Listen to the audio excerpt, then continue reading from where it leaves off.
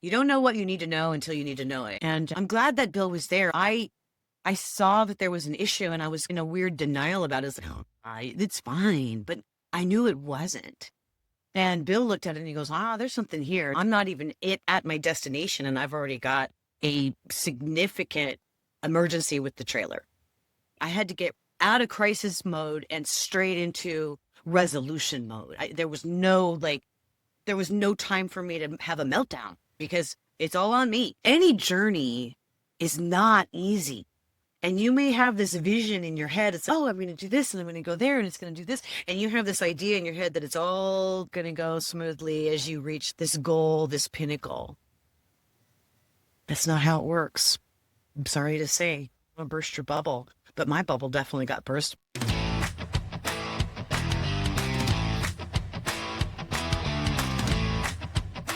I'm going to call this The New Chapter Begins. Now, I've had previous videos post of time that I had, like the travel to get where I am in Kentucky and the Radio Is Not Dead podcast with Will Payne and Barry Diamond in Hugo, Oklahoma, which was probably the best day I've had in months. So first day that was getting to go to the radio station and visit it was like, for someone like me, that it's almost equivalent of Disneyland. I get really excited about that. I love touring the stations. I love meeting radio people. It's probably in my career, one of the favorite things I've done is visiting stations. But I got to tell you, the journey to get to this point has been something right out of like one of those hero's journey kind of novel stories, because it's been a lot of challenges. I made some notes because I'm so discombobulated that finding the ability to put it all together is it's just mind-boggling. So what has happened? I had to actually look on my calendar and look in my journal to figure out what has happened in this past month. I began in early May to go to the journey to Kentucky to meet up with my friends who run a fireworks store in Kentucky. And it was an opportunity to stay on their property in the parking lot of the fireworks store for a month or more through Memorial Day through the 4th of July. And that just seemed like a really great idea because I wanted to go to Kentucky anyway. So I'm like, I am down for that trip. My friend Darla is a very good friend, longtime friend. And it just seemed like a very appropriate place to be with my girlfriend while I'm grieving the loss of my mom. But a funny thing happened on the way to Kentucky. Seriously. That's why I say it's like right out of a hero's journey kind of storyline. So I began in early May and I was going to take my time. I'm not trying to be a road warrior. That's not the goal here. So travel a little bit, a few hours a day, stay for a couple of nights, travel again, stay a couple of nights. So the journey began from Arizona and I stopped in New Mexico and stayed in New Mexico, Deming, very pretty area, for a couple of days. Nice. Then I move on and I go through 3 different stops in Texas. On Mother's Day, I did an overnight stay at a Harvest Host, which was a brewery. And I was really looking forward to that. And I did exactly what I wanted to do. I parked, I walked the dog, let him play for a while. It was in Gainesville, Texas. And I had an issue with the electricity, the power for the trailer. By the time, like at 11 p.m., all of a sudden my battery was completely dead. And it was all still hitched up to the truck and everything, but I'm having my own little panic world because where I'm headed to in Hugo, Oklahoma, I was going to visit Will Payne with the radio stations and planned on boondocking or staying in Hugo for a few days. When I woke up in the morning and that Monday after Mother's Day and I'm leaving and I'm like, I got to figure this out because I don't know if I'm going to have power and I didn't want to be high maintenance for Will. So I just went ahead and went straight to Arkansas to stay with my friends and went back to see Will and did the podcast. And I did a little video about that. So now there's the update from that problem resolved itself. I realized it was probably just user error. I had with my computer, a lot of peripheral devices still plugged in. And I think that just with all the things that I've got going on in my mind, I didn't even really consider that they were still drawing power from the battery. So it's like, you don't know what you need to know until you need to know it. And that's the theme of this journey getting to Kentucky. So that sort of resolved itself, but it was nice to be at my friend's place in Arkansas because I had water and hookups and electricity, so I didn't even have to bother with it. Still couldn't get a hold of the guy that had installed it, but at that point, it didn't matter. So then we leave to go to Kentucky. It's time to go. And it's going to be a 2-day trip. We're going to do the halfway point and stop in Memphis and stay the night at a Cabela's, and then just get up in the morning and drive the rest of the way to the fireworks store, Shepherdsville, Kentucky. Okay, that sounds great. We did the whole caravan and got there and everything was good. I get out of the truck and we're going to go inside to Cabela's and get some food, walk around. It's hot, so we're going to cool off and stuff. And looking around my trailer, and my tires were bald. All 4 of them. In fact, one of them was already showing the steel belt radial. And I'm glad that Bill was there. I saw that there was an issue and I was in a weird denial about it. I was like, oh, it's fine. But I knew it wasn't. And Bill looked at it and he goes, there's something here. And so it was, and then he noticed that the wheels on the back axle were a little out, like they weren't in alignment with the front wheels. And he goes, no, you got an axle problem. I need new tires, don't I? Yeah, probably. I'm not going to make it to Kentucky. I got to do this now. Yep. So it was already 5 o'clock. And so I've located a tire store that was about 30 minutes away, headed in the direction that we were going to be going anyway. And they were like, come back when you're done getting the tires. Okay. So I get to the tire store and they were very kind because they were getting ready to close. But because I showed up before closing, they took really good care of me. It was a Discount Tire in Memphis, Tennessee. And I didn't get any pictures of this because, of course, I'm in complete crisis mode right now. It's like I am just spending money on tires that wasn't on my budget. I had saved money to fund this trip, but I didn't, or emergencies, one or the other. Here I am. I'm not even at my destination, and I've already got a significant emergency with the trailer. So I didn't get any pictures while they were putting new tires on. But they were very kind and very nice. I'm walking around the parking lot with my dog. It didn't take them very long. So the guy that sold me the tires I'm like, I got to find a place to stay. There's no point in me going all the way back in the other direction to stay in the parking lot of Cabela's. Is there a campground somewhere nearby? Because he's saying there is a problem with the axle, but we don't fix it here. You're going to need to get that repaired. And yeah, you get that repaired before you go to Kentucky, or you're going to wear your tires out again. Okay. So I was on the hunt for a campground and he helped me find one. It happened to be at this agri center, which was an agricultural, it's like a farmer's market and growing area. So the agricultural center, and they just had a nice little campground and they had a spot for me. So I went there. But of course, now it's up after 7 and there's nobody open for me to call about my trailer repair.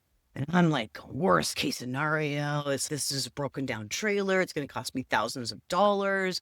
It's going to be an ugly thing, an ugly mess. I'm going to be stuck here in Memphis for who knows how long. And the campground wasn't exactly cheap. And there is no boondocking. And that would have been dangerous anyway. I got a broken axle. Something's wrong with my trailer. All right.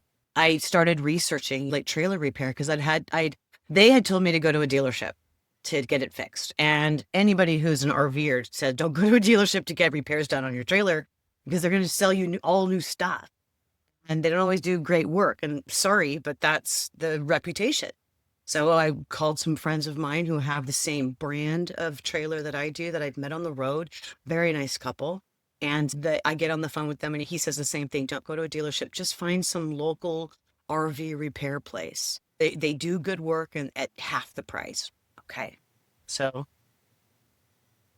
I started searching. And I found a guy that was like 5 miles away. I made a couple of calls beforehand, but I did find a guy that was about 5 miles away, but I still couldn't reach out to him till the next day. So I have to sleep on this, which I didn't really sleep well at all. So I get up in the morning and as soon as I know that he's open, 8 a.m. or whatever, and I'm up at 4. So it's like, it was a very long wait to get him to get up. I'm like doing this. Very long wait. So I call him and I get him on the phone. And first of all, he's very happy. How did you find me? Like, I did a Google search and you had a few good reviews and here's my problem. And I tell him, and he says, okay, he goes, take some pictures of it and text me. So I took some pictures. I went outside and I took pictures of the tires. They're brand new tires now, but he wanted to see how the alignment looks and just get an idea of what he's looking at. It turns out that he had a mobile crew that was going to be at that agri center anyway, working on some of the farm equipment or trailers there. And so he says, I'll just send my guys over to take a look at what we're looking at. Okay. All right. Now I have at least somebody's going to come look at it, but I still have to wait for him to show up. And so I'm just literally just kind of sitting in my trailer, just not really fretting. I think it was a rainy day too. Yeah, it was rainy. So it was like I was going to be stuck there anyway. So I went ahead and booked another night, knowing that I don't know when this is going to get fixed. At least I have a plan or something, somebody coming to look at it. So I booked another night and just hunkered down in the rain. I think the dog and I watched movies all day or something, or I slept, or who knows. I was stressed. I was. After the money I just spent on tires, it was nuts. So then his guys show up, and I have picture and video of that, and they take a look at the trailer, and it turns out I had a broken bracket, and they had the part on them and the welding equipment and all of this stuff that they could do. They're going to fix it right there at the campground. Oh, that was so awesome. So once again, I bring in the slides and they're lifting up the trailer, and I did get pictures of this, and they're welding, and I'm just like, this is traumatic but fascinating, and it was very cheap, only $250. So here I am. I'm like, I just spent a ton of money, but it's not as bad as it could have been. And I'm thankful that there wasn't a blowout on the freeway on the way there, and that we caught it at a time where we were stopped for the night. Even though it was the challenge, it taught me it's okay. I had to get out of crisis mode and straight into resolution mode. There was no time for me to have a meltdown because it's all on me. I have to make this decision. Honestly, I feel like a lot of that has happened in my lifetime, but this was another example of it. Of okay, this isn't going to be a sailing journey to get to my next. This is like the next chapter, and it started out in crisis. I'm like, this is going to make a good story. Here we go. All right, so we get the tire repair, you get the axle repaired. I'm good to go. And so the next morning, I go ahead and I leave and I come out here. Now, remember, in previous videos, I still have the issue with this mass on Kismet's neck. And so when I left Mesa, he had seen the vet. He had been given the antibiotics and the anti-inflammatory medication. We'd run the labs. He'd been diagnosed as having this fungal infection called valley fever, which is common in the Southwest in animals and humans. I learned much about it in my time in Arizona. And it's random. You can't really prevent it. It just happens, but you have to treat it very specifically, and you have to treat it with antifungal medication. The vet in Arizona said we can call that prescription in anywhere, because I told him I'm traveling and I already have this trip planned. Should I cancel my trip or postpone it to treat this? And he goes, no, he's good to travel. You just need to get him on the antifungal medicines, and when you get to your destination, go follow up with a vet there. So that is what I did. I got the blood work. I found a specialist at our location in Kentucky. I made an appointment with him and sent him all the lab work. And so they were ready to go. But the tire situation caused me to not be able to get there on time for the vet appointment. And because it's such a small town, this specialist is only in this location a couple days a week. So I had to wait another week to reschedule. So I'm getting on my way to Kentucky, but I still got a dog with the mass. I've taken care of the tire and the axle issue, which has cost me a lot of money. Now I get to Kentucky and I got to wait a little bit. I got to wait a whole week now before I can take him to the vet. Okay, we're going to just hunker down, save the money. But the fireworks store, I show up here, and I came blindly into this, just thinking, really, it's okay, great. We're going to have a free place to stay for a month, and I can be a tourist in Kentucky. And I'd already stopped as I crossed the border from Tennessee to Kentucky. I stopped at a rest stop, and there was a travel center, and I picked up a whole bunch of brochures. I'm like, okay, I'm just going to reset and recharge and just enjoy the fact that I have a free place to stay for a month and just be a tourist in Kentucky. And I get here, and it's right next to the freeway, and they're doing construction on the off ramp, and there's a lot of barricades, detours, and traffic coming by, and big rigs, and it's very loud. Thankfully, I have electricity, but it's loud, super loud. And where I'm parked is right by the side of the building, and so the side of the building, there's air conditioning units, and then they pile the trash up there. And so I know my friends, they didn't steer me wrong, but I'm like, okay, this is not conducive to reducing my anxiety at all. And I still got the dog I got to deal with, though. So I go to the vet. I take a week has to go by. Take him to the vet. He's looking at all the labs and everything. We're talking about the dog, and he says, okay, but I want to do an ultrasound and of his organs and his joints and stuff to make sure that the infection, that the fungus isn't going into his bloodstream, which is part of what it does, which is why you've got to treat it with the antifungals. Another $1,100 for those tests. Yep, $1,100. And then he prescribes the antifungal medication, but while we're there, he clips the mess. So now it's draining. It's gross. It's like blood and pus, and it's draining all over his chest, which has already been shaved. And there's like a little scab growing, and it's gross. I'm choking right now. So I'm gonna drink the coffee. Oh my God. So I got that going on. All right. So that was another expense.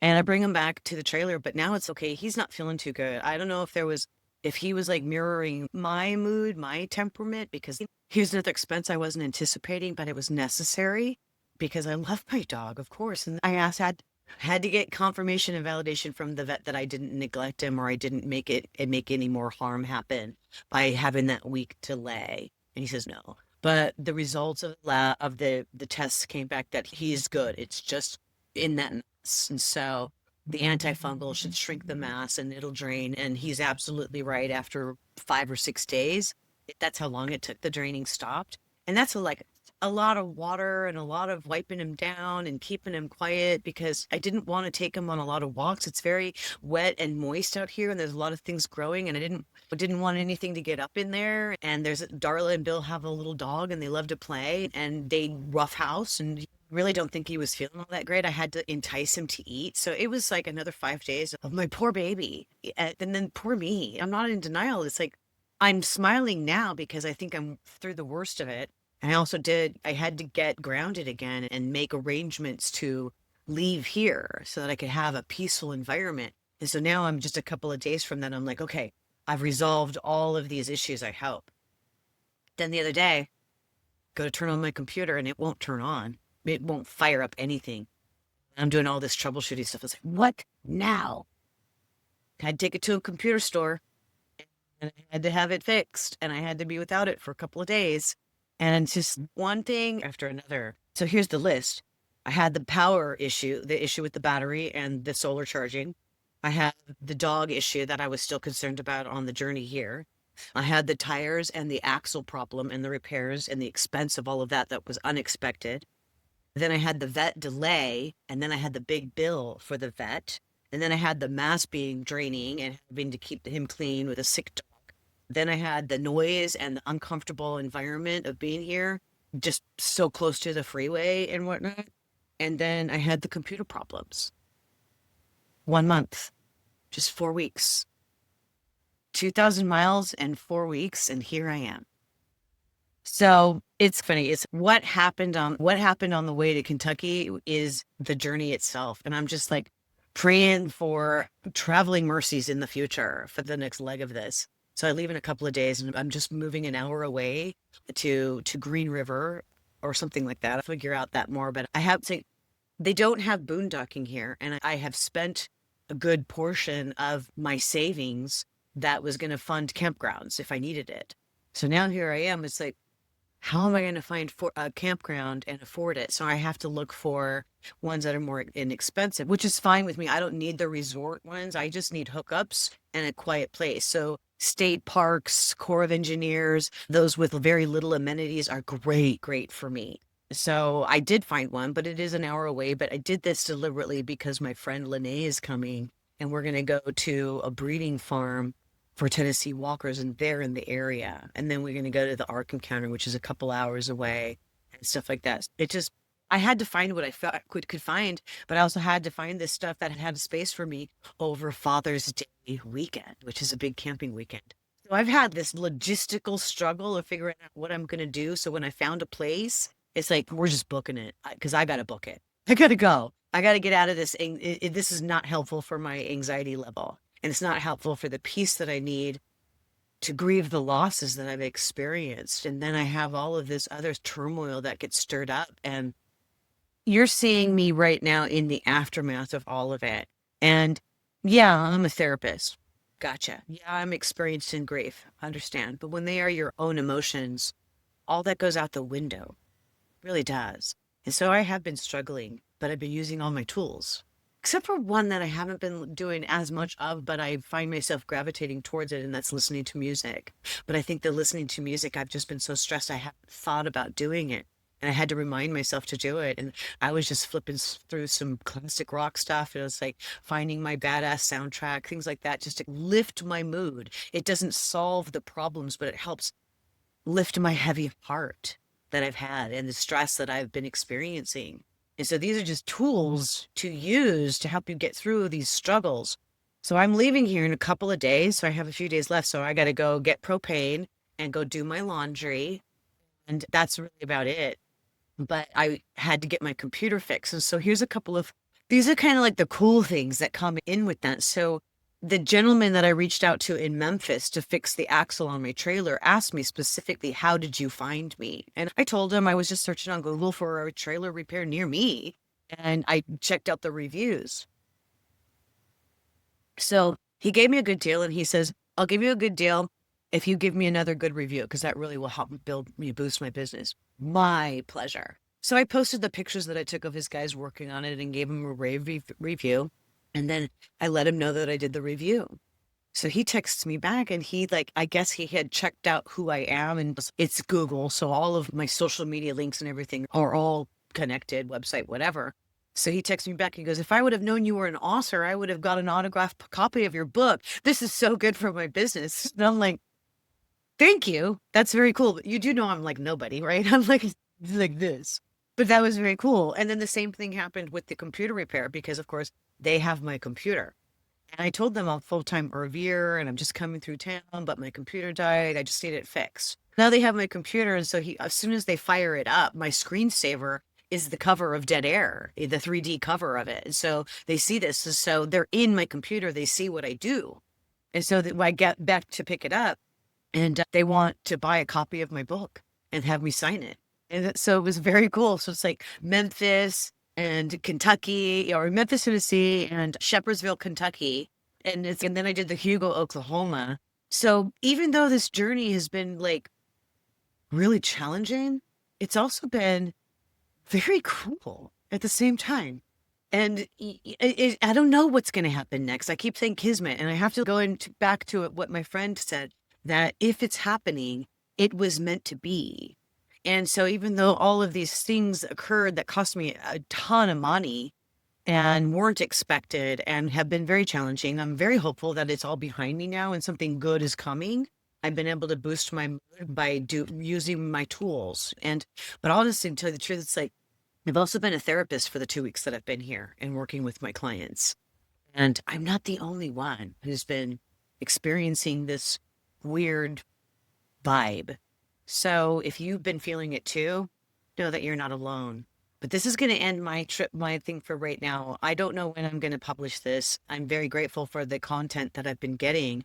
I'm utilizing some of my own tools, and I needed to document this before it's all behind me and I forget it. Because any journey is not easy. And you may have this vision in your head. It's, oh, I'm going to do this and I'm going to go there and it's going to do this. And you have this idea in your head that it's all going to go smoothly as you reach this goal, this pinnacle. That's not how it works. I'm sorry to say, I'm going to burst your bubble. But my bubble definitely got burst because I did want to believe that I've been through enough and the universe is going to protect me. I'm going to get to my destination with no troubles. But the fact of the matter is, I did have a lot of protection. I did have friends that were right there to just at least, even with my friends, Bill and Darla, they weren't in a position to help me. They had their own stuff they had to deal with, and this was a job for them. They had to get there. So the detour was not going to work for them, and I didn't need them to, but having their support to say, yes, you need to do this. And then being able to reach out to some friends of mine that I had met on the road, and they were encouraging and gave me another path to go as well. And then the guy in Memphis and his workers were so kind. I'm talking about the tire store and the trailer repair. I love Memphis. They were very kind people there. And then to get to Kentucky and the computer store and having help from them has been, it's you can still find the kindness of strangers. And sometimes they're not strangers. Sometimes you just need to consider that anybody that crosses your path is sent there for a reason and somebody to help you or to guide you. And if you're open to it, then that frustration and that anxiety and that even that anger will be lifted. And yeah, I'm pretty mad that I had to spend extra money on stuff that I shouldn't have. Should I have known that my axle was broken? You don't know what you need to know until you need to know it. And I'm not a mechanic. So that is not something that I would have known automatically. I wouldn't have thought of that.